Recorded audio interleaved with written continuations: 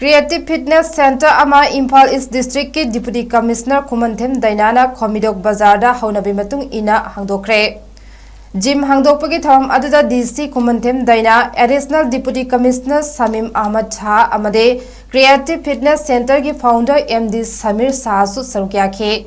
Tharam aduga mari lenina DC Dainana hai Fitness Center asi hangdokpana lamdam asta leiriba naha singbo masamau faba Tinjang kaijang dapat lamdam ama semnaba hodabada inkhalakliba naha singi chawraba thodang kaya lei mayai kaba nisana lamdam asta piriba chaitheng asi thengnanaba hodabada inkhalakliba naharo singbu sana khodabada hena mayun onsinaba aikoi puna hodaminasi hainasu phungdokhe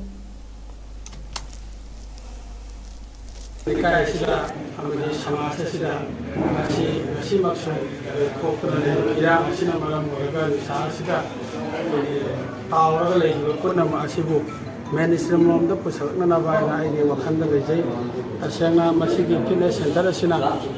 ikoi samasida ikoi naro sing tungda horokada bi biren sing tinjang kajang bahai du nana bagidana ikoi ngasi center saya makumai hanjabni makata bada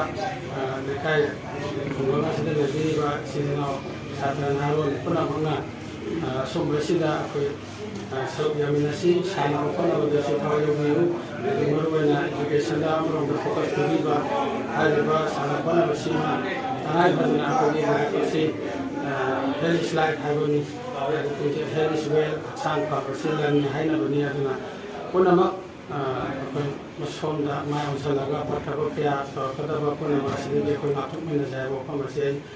Nasi Creative Fitness Center haiduna khoi fitness ki lamda khoi ngasi gym with aerobics facility adum hang Khomidok Bazar da ngasi gi inaugurate tawjaba asida aina mayam da haijaning badi khoi gi founder khoi gi Mohammad Samir Shah amusu moi gi magi team nas hangdukchari venture asida khoi mayam naha oiba Khomidok Bazar di akoi bada leiriba naha singna gym asigi facilities lobby raga duga hena masamu phaba society mo oina ba duga khoi society the effect toriba drug abuse na chingba sugumba problem asidagi sugumba venture sina sugumba anoba hawdor iba singsina khara da oreshu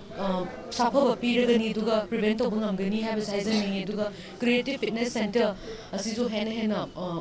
kumang chawshin ba oibiu haina wish tawzagi